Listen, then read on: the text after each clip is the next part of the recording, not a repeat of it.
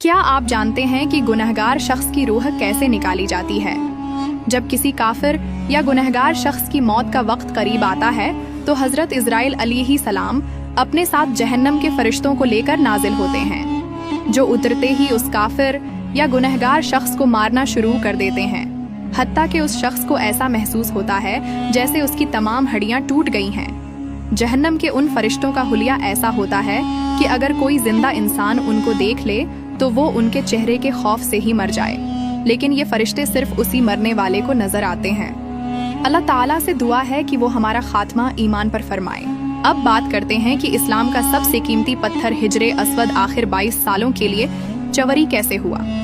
تو یہ بات ہے 317 ہجری کی، جب بحرین کے ایک قبیلے نے ابو طاہر نامی شخص کی قیادت میں کعبہ پر حملہ کر دیا۔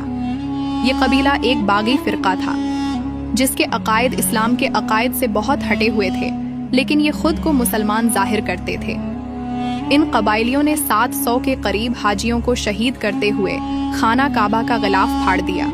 پھر ابو طاہر نامی شخص 7 ذوالحج 317 ہجری کے دن حجر اسود کو کعبہ شریف کی دیوار سے جدا کرتے ہوئے اپنے ساتھ بحرین لے گیا۔ تقریباً 22 سال تک حجر اسود کعبہ شریف کی دیوار سے جدا رہا۔ پھر اللہ کی شان دیکھیں کہ 22 سال کے بعد ایک شخص جس کا تعلق اسی قبیلے سے ہی تھا، اس نے حجر اسود کو آزاد کروا کے واپس کعبہ کی دیوار کے ساتھ پیوست کروا دیا۔ اور دوستو، کیا آپ جانتے ہیں کہ جو شخص قرآن پاک حفظ کر کے بھلا دے تو اسے قیامت کے دن اللہ کے ہاں اس حال میں لایا جائے گا کہ اس پر کوڑ کا مرض طاری ہوگا اور اس مرض کی وجہ سے اس کے جسم کے اعضاء گر رہے ہوں گے۔ اللہ تعالیٰ سے دعا ہے کہ وہ تمام حافظ قرآن کی حفاظت فرمائے۔ اب بات کرتے ہیں کہ وہ کون سا شخص ہے جس کی ہر بات پر فرشتے آمین کہتے ہیں۔ تو چلیے بتاتے ہیں۔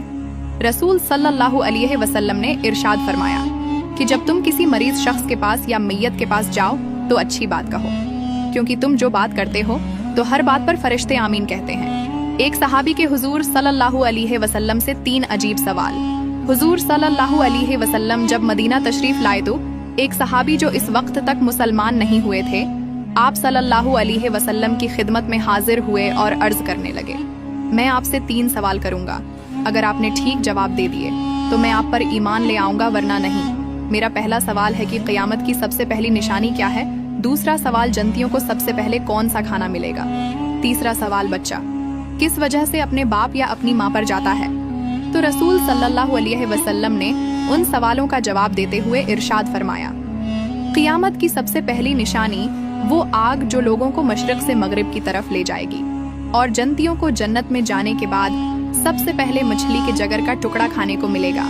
اور تیسرے سوال کا جواب ہے کہ جب مرد کا پانی عورت کے پانی پر غالب آ جائے تو لڑکا، اور اگر عورت کا پانی مرد کے پانی پر غالب آ جائے تو لڑکی پیدا ہوتی ہے۔ یہ سن کر وہ صحابی رسول صلی اللہ علیہ وسلم پر ایمان لے آئے۔